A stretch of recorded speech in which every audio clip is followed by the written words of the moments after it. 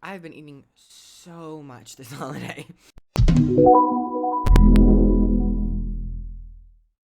Hello everyone, I am back and I'm feeling a lot better. Welcome back to the channel. So today, with the title and the thumbnail and everything, we're going to be talking about some of my least favorite utility skills and some of the utility skills that I think are just bad.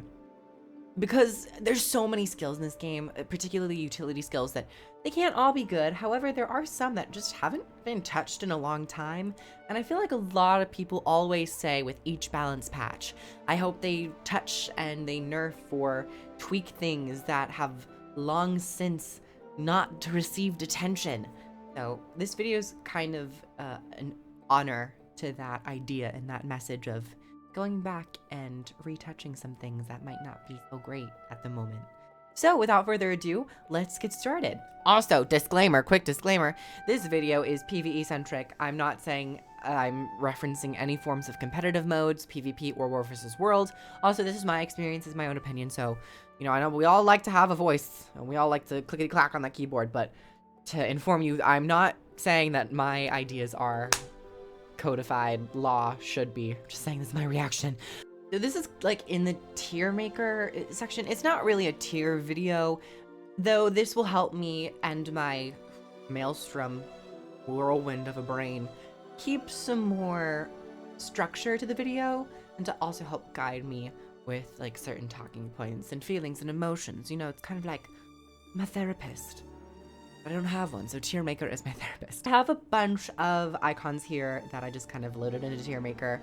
I am gonna go in a particular order, so they're not in order present, but that's fine. So let's first begin with warrior. First and foremost, we have imminent threat. This is a spellbreaker utility skill. This utility skill taunts foes for a second and applies resolution to you. This, I think, is bad. Already starting off the video, absolutely amazing. Great commentary, KROOF. No, but I don't think that this is a good utility skill. I think I also saw on the Reddit a while ago that also might be kind of bias subconsciously seeping into my brain at the moment. But I remember people talking about this, and this utility skill just isn't good. It is such a short duration taunt, and yes, it's AoE, but it's not a stun break. It's on like a 35 second cooldown. You get a 1 second taunt. You have to build expertise into it if you want it to be longer. But if you get 100% expertise, that's only a 3 second taunt. The resolution, it provides resolution. It used to provide retaliation, but they got rid of it. So it just becomes a really boring, bad, bland, ineffective trait. I very rarely have ever, not trait, I should say, utility skill, apologies. I've never taken this utility skill and felt like I've been able to control mobs. But honestly, imminent threat, I think, is a utility skill that definitely needs a little bit of a boost. So what I would do is I would up the taunt duration, and then I would add back its kind of retaliation effect, but because retaliation is no longer a boon, it would have to be tied to the utility skill effect. So when you use this for like 5 seconds, you will reflect 25%, a quarter, or even like half of the damage you receive back to this back to the origin of that damage. So it'll be kind of a pseudo retaliation buff. Next, we have another. Wow, we have a lot of Spellbreaker utility skills. I'm starting to realize that Spellbreaker in PvE is, the utility skills are not good. Next, we have Sight Beyond Sight. I think Sight Beyond Sight is bad. I think Sight Beyond Sight is actually bad in not only PvE environments, but I think Structured Conquest as well. Maybe this will see more use in World vs. World, but genuinely, I'm like, I would never expect to get a lot of use out of this in a structured conquest scenario, and definitely not in open world PvE because of the mastery system. Masteries have allowed you to now be able to see any stealthed enemy, when it comes to Mordrim at least, and mushrooms, which kind of does take away an interesting aspect of the Guild Wars 2 combat system in open world. But nevertheless, still, this skill only will remove blindness, reveal stealthed enemies, and then makes your next attack critically strike. Only that one attack. It has 2 charges, but it's on a fairly long cooldown. And I think there's one simple change that you could do with a Spellbreaker. And because these are meditations, meditations in my mind would have some sort of prolonged effect. So instead of your next attack doing a critical strike, what I would have it to where is when you activate this ability, you reveal stealth allies, you remove blindness from yourself, and then for 3 seconds, every attack you do is guaranteed a critical strike. Because I think just that one is super weak, and it might add a sense of planning with your certain ability. Maybe you're lining up a big strike, but a lot of Spellbreaker isn't about big strikes. It's about removing boons and boon manipulation and magical enchantment hate. So it's not like a Berserker where that aspect of preparing a single strike to do more damage would be more fitting. This one, it just falls weaker. So what I would do is instead of the duration of 5 seconds where your next single attack is a critical strike, what I would do it is to where you reduce the duration of the buff down to 3 seconds. But instead of just one attack, it's all attacks. Or maybe even 5, 10 attacks if we really want to have a cap on it. But Spellbreakers aren't like Thief, Death, Blossoms. They're not doing that many strikes to begin with. We have Featherfoot Grace. I'm going to say bland. I don't want to say bad necessarily. In a PvE environment, it is a stun break on a 30-second cooldown. It gives you super speed, so traversal's fun and fine. And it also gives you resistance.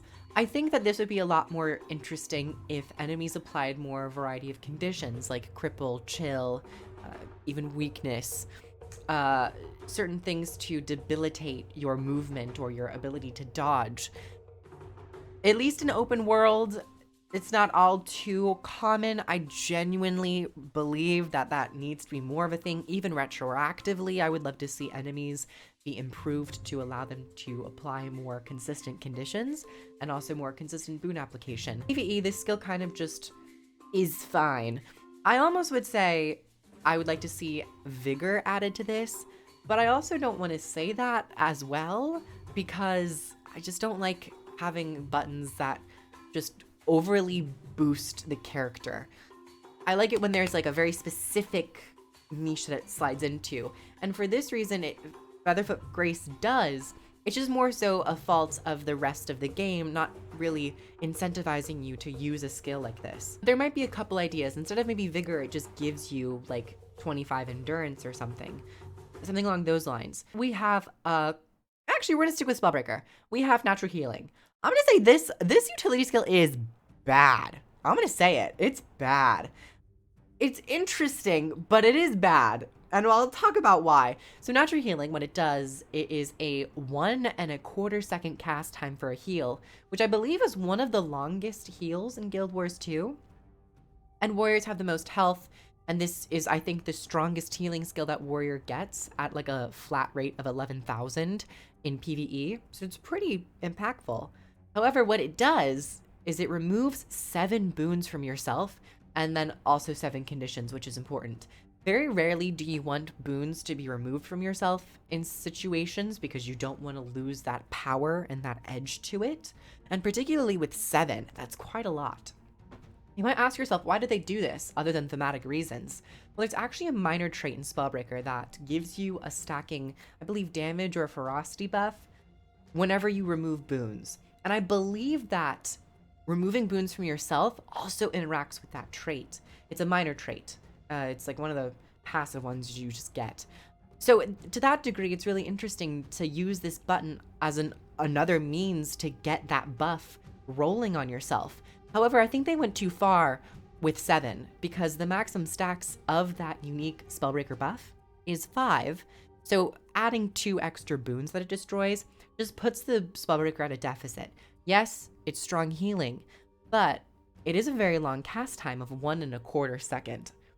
So what I would do is I would remove the boons destroyed from 7 and I would reduce it down to 5. I think 5 is perfect. Activate this button to get the full stacks of that trait, of that unique buff.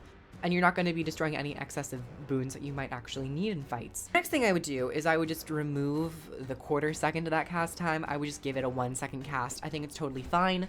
A 1 second cast is already a decent commitment and it is a strong heal. So I think it's totally fine. Granted, you could argue that certain warrior healing abilities like Defiance Stance gives you even more healing because it's based off of the damage you're receiving. It converts all damage into healing. And at the moment, it's really bad. And I don't think anybody should be taking natural healing unless you really want condition clear, but then just take Mending. It's on a very short cooldown, and it's already a really strong heal as well. And it's a faster cast time. So natural healing is just a really bad Mending. Period. Next, Fear Me. Fear Me is a shout that I was playing around with a little bit while leveling my warrior. And it's meh. It's okay. It's fine. I think it's interesting to have a fear application on a warrior, and I like that it is dynamic in the duration of fear that it applies. It applies a longer duration fear to closer targets. However, it is a little strange feeling when it's such a large area of effect fear, and it's on a very long cooldown. There's something about this skill and something about the theme of warrior that I think that warriors should have more taunt application. I know this is the 1000th video where I've talked about taunt, but I genuinely believe that taunt has such an interesting idea when it comes to PvE gameplay. But when it comes to Fear Me, there's something about this skill that I kind of think would be really interesting if it taunted a target, if you had that specific target selected. Maybe it also applied fear and a taunt. What would happen then? Maybe they just become like stunned in a way. Or if you have the target selected, it stuns them and then fears everyone else. I don't know. There's something about this skill that I think is missing. This does apply weakness, I believe, which is better than nothing. But yeah, Fear Me I don't think is run too often when I see warrior builds. So maybe it's time for a second pass or a second look at. Let's talk about Mesmer. We have Ether Feast. Ether Feast I think is just bland. It doesn't have a category. It's one of the 2 utility skills that still exists that doesn't have a school or a category of utility skills attached to it. Ether Feast being one of them, Shelter being the other for Guardian. Both are healing skills and neither of them have a categorization for utility type. I think Ether Feast would perfectly slot into illusions. It'd be great. It'd be easy. Its healing mechanic already plays off of clones and illusions that you have summoned. So I don't see why they couldn't just give this a little bit more love. So what I would do is 2 options. Either have this ability summon a phantasm to heal you or someone else, if you could like target an ally, because you know single target abilities are now a thing. Or what I would do, I would have it summon a clone with your current weapon after it heals you. So this wouldn't necessarily give you a free clone to gain that bonus. You would get the healing and the additional healing first, and then once the skill is finished healing you, it summons a clone with your current weapon set to attack your target.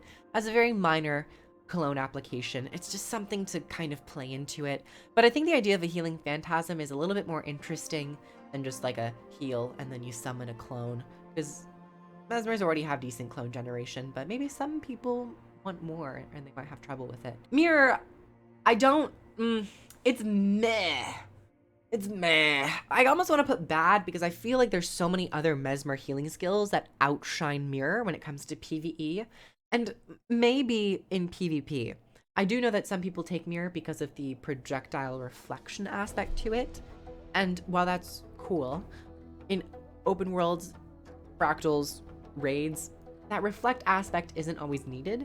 Maybe toy around with the idea of when that projectile is reflected back to the target and it hits, it applies a random damaging condition of bleeding, confusion, or torment, or maybe just vulnerability. Not exactly sure, but having another idea of a skill that manipulates the projectile that is being reflected, because it's a manipulation skill, I think is really cool. Next we have Null Field. Null Field, I think, is more so meh. I only have 1 recommendation to this. This is a glamour skill that removes conditions from yourself and allies, and it removes boons from enemies. But the one thing I think could be added to this to maybe bring it back into the fold with maybe a bit more of an interesting decision would be to give this a stun break, because glamours don't have a stun break. Next we have Veil. I like Veil. In PvE, you don't really use it. Even in PvP, I don't think you really use it. In World vs. World, though, I know a lot of Mesmers use Veil. What I would do is it's a little bland, but you know, it's bland meh. Maybe I'll just put it in meh. I wanted to put it back in bland because then you'd have an even 3-3-3. Nevertheless, Veil, what I would like to see to this is honestly just add like 2 seconds of super speed when you first cross it. It's on a 72-second cooldown, and it is pretty strong because it doesn't have a target cap, which means you can bring a whole squad more through Veil. However, there's just something missing. Maybe it's another situation where you give it a 2-second super speed, even a 1-second super speed, or you have it to where when you initially pass the Veil, you gain 10 endurance, you gain 3 seconds of vigor. I feel like there just needs to be one other aspect to this ability to give it a little bit more. And I believe this is also a glamour and not a manipulation, so you won't get super speed out of it even if you're traded. Either have Veil be turned into a manipulation skill, and then another manipulation skill be turned into a glamour. That's always really bothered me. Not to segue real quick, but don't we find it strange that Portal is considered a glamour skill and not a manipulation skill? I'm just gonna say it. Mass invisibility. Thing is a little bland. It's a little bland. I don't mind it all too much. I just think it needs another little aspect as well. So what I would do for mass invisibility is not really give it anything, but allow this ability to remove revealed from allies in order to guarantee a strong 6-second stealth. I think that would be even more fitting of a elite skill, particularly in War vs. World. That would be very, very strong War vs. World. Maybe not bake that change in, or maybe do it. You know, maybe have a little bit of fun with some mass invis. And then finally for Mesmer, we have Illusion of Life. We have the first Mesmer skill to enter the bad category. I think that this skill is bad. I'm gonna tell you why. Okay, so it's interesting, and I know a lot of people like it. I don't know if a lot of people like it, but I know it's cool sounding, but it is bad for the sake that it is one of the worst, least reliable, and most challenging resurrection abilities in Guild Wars 2, or resurrection for the sake of getting a downed player back up on their feet. Illusion of Life also isn't a signet, and most resurrection abilities tend to be signets because it's a type of skill that is so specific to an area of combat that you tend to want to avoid. You don't really want to be taking this because you only get use out of it if someone goes down. If no one goes down, you're never going to really use Illusion of Life. That's why when there are signets, you still gain some passive effect out of it, so it doesn't feel entirely bad. So like when I'm playing a Guardian and I take Signet of Mercy, I don't feel like I'm entirely wasting a slot because it's giving me extra concentration. When it comes to Mesmer and Illusion of Life, not only is it not a passive effect, the actual way that you resurrect your allies is particularly challenging because it's not a guaranteed get back up on your feet like so many other resurrection abilities are. It's get back on your feet for a time, and then you have to kill an enemy to fully revive. But I don't think that this skill needs to be a resurrection ability. I don't think Mesmer necessarily needs to have a resurrection ability. They already have resurrection traits. So what I would do, instead of Illusion of Life, also the name doesn't fit, because it indicates there should be an illusion of some sorts, but there is no illusion that pops up with this. I know, very minor detail. Nevertheless, what I would do is I would name change this. So I would change the name from Illusion of Life to Warped Vitality. What this ability, in my mind, I would like to see this be, I would do for this ability is have Warped Vitality be a buff that you place on either yourself or an ally to increase either your own or your allies' vitality by 300, 350. It's a flat stat increase buff, which is separate from boons. It's a very specific, like, you get more health. So then once you gain that vitality, you can get, more healing, you can survive in the fight a little bit more. Additionally, stronger barriers as well. But then in addition to this vitality increase, with this buff lingering on either yourself or an ally, it would act as kind of an AED for engineers. If an ally or yourself were to go down, the spell would be consumed, and then it would apply a 25% barrier to the ally or yourself to prevent you from going down.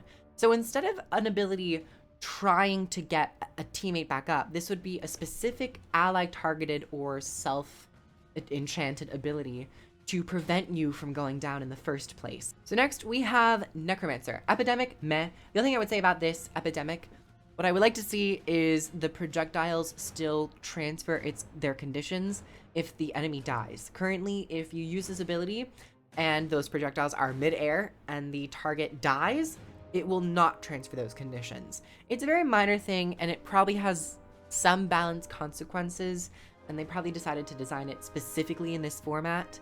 But I think it's been so long that even in open world environments, it is particularly sad when you kill something just as the projectiles are going to land. Now, Guardian. Hallowed Ground. I think Hallowed Ground is just bland. What I would do for Hallowed Ground, remove resolution, and then I would have boons now no longer decrease in the field for allies. So this ability was, I think, a lot more interesting in its original incarnation, where it would give you stability and then prolong boons by 20%. So it would be like a boon manipulation skill. They have since changed it over the years to just be a very straightforward, it provides stability and now resolution. It used to provide retaliation, so you have that damaging aspect to it. But now there's no longer retaliation, so you're just getting reduced condition damage. You know, I would probably consider going back to its original iteration for Hallowed Ground, be that where allies in the field, their boons that are applied to them have a 20% increased duration, or my suggestion, have this ability be an area where when allies are in it, all of their boons no longer decrease in duration for that time. They halt their ticking down, which could be interesting. It would give you a sense of momentary pause for other allies to look at their allies' buff bars and be like, okay, so they're almost out of alacrity, I'm gonna apply some more alacrity. They're almost out of protection, I'm gonna apply some protection. It gives you just a brief respite. There's Hammer of Wisdom. It's meh. I think Hammer of Wisdom is meh. I like the idea that it is a CC ability. It does some decent damage in open world, but I don't know why there's a cast time to it. The hammer spawns, and then the hammer itself has a cast time. And the area of effect is so small, which I enjoy, don't get me wrong. I like that you have to be accurate with it. But it's just the double cast time makes this extremely difficult to use, even in open world when enemies don't move around a lot.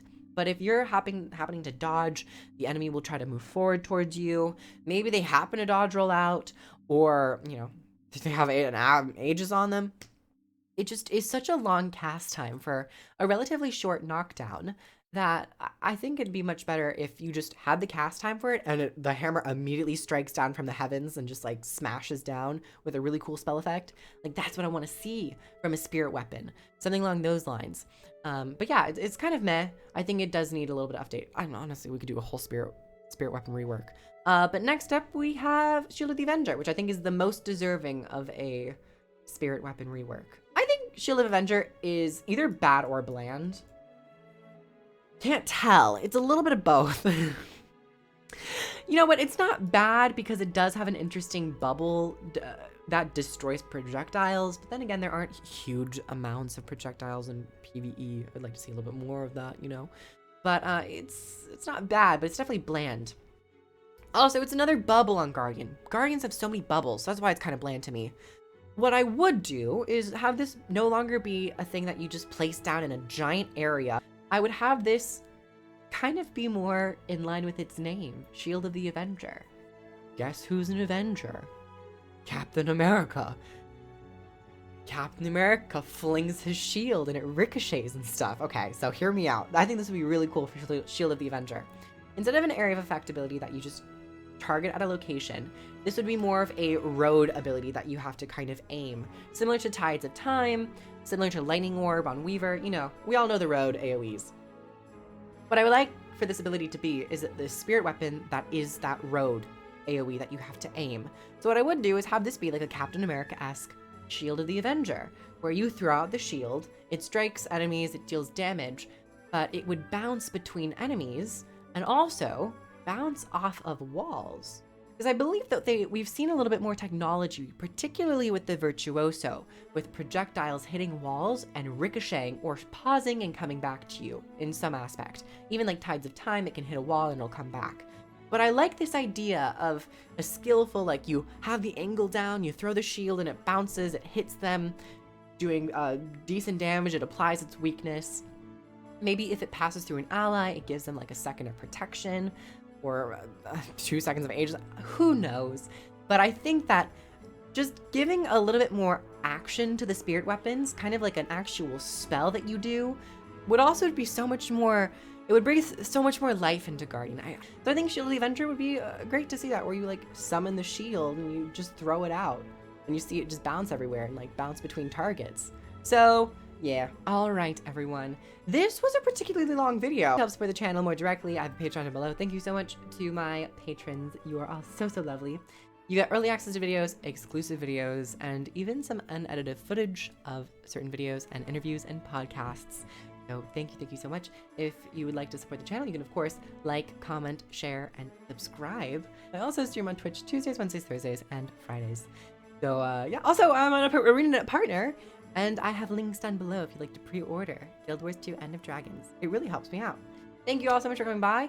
I'll see you all in the next video. Bye everyone.